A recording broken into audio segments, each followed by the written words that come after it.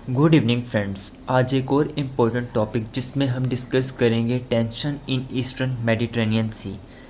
इस मेडिटेरेनियन सी के अराउंड बहुत से कंट्रीज़ इन्वॉल्व हैं, जिनके अंदर एक मेन कंट्री टर्की भी है। और टर्की की आज की पॉलिसी न्यू ऑटोमनिज्म है। ये पॉलिसी क्या है और इस ममालिक की वजह से हमें कौन से फ्यूचर में नए अलायंसेस देखने को मिलेंगे, इन सब चीज़ों को आज के लेक्चर में डिटेल से डिस्कस करते हैं। हर चीज़ स्टार्ट करने से पहले लोकेशन और मैप इज़ एवरीथिंग। देखा जाए तो वर्ल्ड मैप के अंदर ये जो एरिया है ये मेडिटेरेनियन सी का है। इस पूरे एरिया में फ़िलहाल टेंशन चल रही है, लेकिन जो हमारा मेन फोकस होगा वो ईस्टर्न मेडिटेरेनियन सी होगा। अगर इस मैप को जूम करके दिखाऊं तो ये हमारे पास मेडिटेरेनियन सी आ गया, और ये ईस्टर्न मेडिटेरेनियन सी और साथ ही साथ वेस्टर्न मेडिटेरेनियन सी। अब कॉन्फ्लिक्ट स्टार्ट होने की एक रूट कॉज होती है, और अगर रूट कॉज की बात की जाए तो देखने को जो रूट कॉज मिलती है वो यहाँ के रिसोर्सेज हैं। सबसे पहले अगर रिसोर्सेज देखे जाएं तो 2 बिलियन बैरल ऑयल यहाँ पे मौजूद है, 4 ट्रिलियन क्यूबिक नेचुरल गैस यहाँ पर मौजूद है। काफ़ी ज़्यादा क्राउडेड प्लेस है, और आप देख सकते हैं कि आसपास कितने कंट्रीज़ इन्वॉल्व हैं, और तमाम कंट्रीज़ का कोई ना कोई कॉन्फ्लिक्ट किसी दूसरे ममालिक के साथ इस वक्त चल रहा है, और उन्हीं कॉन्फ्लिक्ट को आज के लेक्चर में हम डिस्कस करेंगे। ऑलमोस्ट 11 और 12 सितंबर को टर्की ने एक नेफ्टेक्स इशू किया इन ईस्टर्न मेडिटेरेनियन सी में। नेफ्टेक्स कहा जाता है, एक पैगाम इशू किया, और उस पैगाम में ये कहा गया कि don't come in that area, Russia and Turkey exercise military exercises were doing here, कि यहाँ पर रशिया और टर्की की मिलिट्री एक्सरसाइजेज चल रही हैं, और 2 मिलिट्री एक्सरसाइजेज चलेंगी। एक का टाइम पीरियड बताया गया 1 से 22 सितंबर, एंड सेकंड का बताया गया 17 से 25 सितंबर। और साथ ही साथ टर्की ने यहाँ पर अपनी वेसल्स भी भेज दी, और उन वेसल्स में से एक का नाम है ओरक रईस। ये वेसल बेच के यहाँ पर प्रेशर बिल्ड करने को कहा जाता है गन बोल्ट डिप्लोमेसी, और ये एक डिप्लोमेसी की टाइप है। और जो यहाँ पर टर्की ने नेवल शिप्स अपनी भेजी, और ये पैगाम भी दिया कि टर्की यहाँ पर ऑयल ड्रिलिंग कर रहा है। इस वजह से भी ये पैगाम दिया गया कि इस एरिए पर बाकी ममालिक ना आएँ।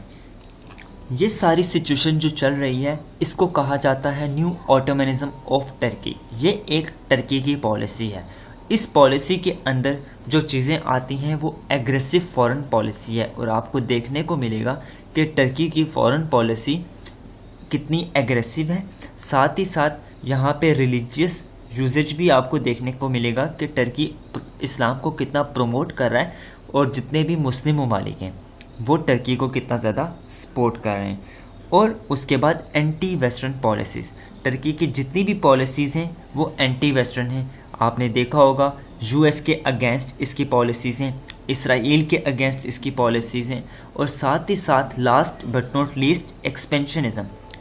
टर्की के जो प्रेसिडेंट तैयब उर्दगान हैं वो हमेशा एक बात डिस्कस करते हैं कि मैं टर्की को न्यू ऑटोमन बनाऊँगा, और न्यू ऑटोमन की पहचान क्या थी, वो एक्सपेंड करते थे। ऑटोमन एम्पायर की पहचान थी वो एक्सपेंड करते थे, जिसका लिंक ऊपर आई बटन में मौजूद है और डिस्क्रिप्शन पे भी मौजूद है अगर आपने ऑटोमन एम्पायर की पूरी डिटेल वीडियो नहीं देखी। और टर्की इस टाइम यही कर रहा है कि अपनी शिप्स को यहाँ ईस्टर्न मेडिटेरेनियन पर पहुँचा एक एक्सपेंशन कर रहा है। दूसरे कॉन्फ्लिक्ट की बात की जाए यहाँ पर तो वो है ग्रीस और साइप्रस का कॉन्फ्लिक्ट। दोनों ममालिक यहाँ पर एजियन सी को क्लेम कर रहे हैं। एजियन सी ये यहाँ पर मौजूद है। ये जो एरिया है इसको कहा जाता है एजियन सी। इस पे ग्रीस भी क्लेम कर रहा है, और साथ ही साथ साइप्रस भी क्लेम कर रहा है, जो कि साइप्रस यहाँ पर मौजूद है। ये एक आइलैंड है।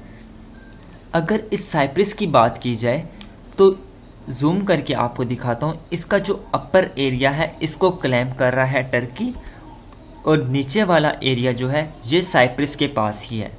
और इस एरिया पर जो कॉन्फ्लिक्ट चल रहा है वो 1974 से चल रहा है, और जो अपर वाला साइप्रस का अपर एरिया है इसको टर्की ने एक नाम भी दे दिया है जो टर्की कंट्रोल कर रहा है, इसका नाम है नॉर्दर्न टर्किश रिपब्लिक।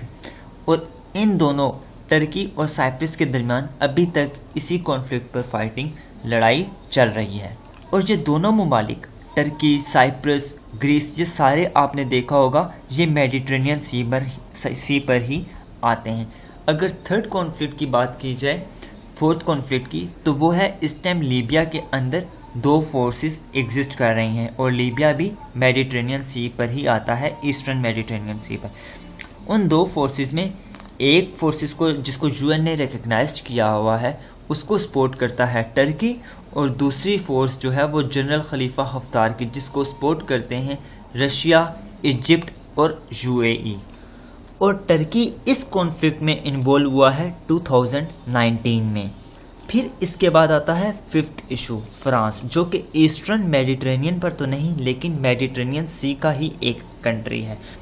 अब फ्रांस की इन्वॉल्वमेंट यहाँ पर है टर्की को वार्न करना, और वो टर्की को कह रहा है कि रेड लाइन को क्रॉस ना करे, और साथ ही साथ जर्मनी भी यहाँ पे मीडिएट करने की बात किए जा रहा है ताकि इस पूरे रीजन में एक स्टेबिलिटी बरकरार रहे।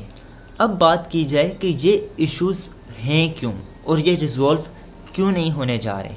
इसकी एक मेन वजह है यूएसए की डिसएंगेजमेंट।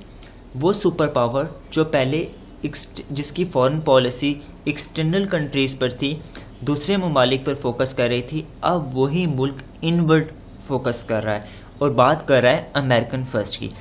और ये अमेरिकन फर्स्ट की बात सिर्फ ट्रंप नहीं कर रहा, बाकी टर्की को भी देखा जाए तो वो टर्की फर्स्ट की बात कर रहा है, इंडिया को भी देखा जाए तो वो इंडिया फर्स्ट की बात कर रहे हैं। ये कुछ ममालिक हैं जिनके प्रेसिडेंट इस टाइम नेशनलिज्म की बेस पर आए हुए हैं। और यूएसए की बात की जाए जो कि सुपर पावर था, वो अपनी तमाम ट्रुप्स बाकी ममालिक के अंदर से निकाल रहा है। जैसे कि रिसेंट हमारे पास जो एग्जांपल है वो है अफगानिस्तान। और साथ ही साथ जो तीसरी मेन रीज़न है यूएसए की डिसएंगेजमेंट की, वो है यूएसए अब सुपर पावर नहीं रहा, और राइज ऑफ चाइना, टर्की। अब जब बात की जाए राइज ऑफ चाइना की, राइज ऑफ टर्की की, तो इसके साथ साथ हमें जब भी एक शिफ्ट आता है तो न्यू अलायंस देखने को मिलते हैं, नई अलायंस फॉर्मेशन होती है। अब उन्हीं अलायंस की बात करते हैं कि जो फ्यूचर में बनने जा रहे हैं। टर्की से स्टार्ट करें तो रशिया और टर्की ने अभी स्टार्ट की हैं मिलिट्री एक्सरसाइजेस ईस्टर्न मेडिटेरेनियन सी पे। टर्की एक मुस्लिम ममालिक है जिसको सपोर्ट करता है पाकिस्तान, एक स्ट्रॉन्ग मुस्लिम कंट्री, और पाकिस्तान का क्लोज फ्रेंड जो है चाइना। ये सारे आपस में अलायंस बन रहे हैं, और साथ ही साथ सेंट्रल एशियन कंट्रीज वो भी टर्की को सपोर्ट करते हैं। रशिया को देखा जाए तो रशिया जो है यूएसए का ओपोनेंट है, यूएसए के खिलाफ है, और यूएसए एक सुपर पावर है। और दूसरी तरफ हमारे पास चाइना देखने को मिल रही है, टर्की देखने को मिल रहा है। और अगर बात की जाए कि रशिया के इंडिया के साथ बहुत अच्छे रिलेशन हैं, तो जो वेपन रशिया इंडिया को दे रहा है वही वेपन रशिया टर्की को भी दे रहा है। जैसे कि S-400 मिसाइल सिस्टम वो टर्की के पास भी आ रहा है। तो इसलिए ये नहीं कहा जा सकता कि रशिया इंडिया के ज़्यादा क्लोज है, रशिया टर्की के ज़्यादा क्लोज है। उसके बाद आइडियोलॉजिकल फैक्टर की बात की जाए तो रशिया और चाइना दोनों के अंदर कम्युनिज्म है, जबकि यहाँ पर कैपिटलिज्म है, जिस वजह से दोनों ममालिक इसको यूएसए को अपोज करते हैं। जैसे कि साउथ चाइना सी में कहा जाता है कि थर्ड वर्ल्ड वॉर के चांसेस हैं, और वहाँ पे जो स्ट्रॉन्ग इन्फ्लुएंस है वो है चाइना का। इसी तरह मेडिटेरेनियन सी पर स्ट्रॉन्ग इन्फ्लुएंस जो है वो है टर्की का, और दोनों रीजन्स पे एक ही अलाय मौजूद है। और साथ ही साथ मैंने आपको पिछली वीडियो में लेक्चर भी दिया था कि इस टाइम टर्की पूरे यूरोप के लिए थ्रेट है। अगर ये लेक्चर आपने नहीं सुना तो ऊपर आई बटन पर और नीचे डिस्क्रिप्शन पर लिंक मौजूद है। Thank you for watching, really appreciate your time. Kindly channel को सब्सक्राइब करना मत भूलें, बेल आइकन को ज़रूर प्रेस करें ताकि हर आने वाली वीडियो आपको सबसे पहले मिल सके। अल्लाह हाफिज़।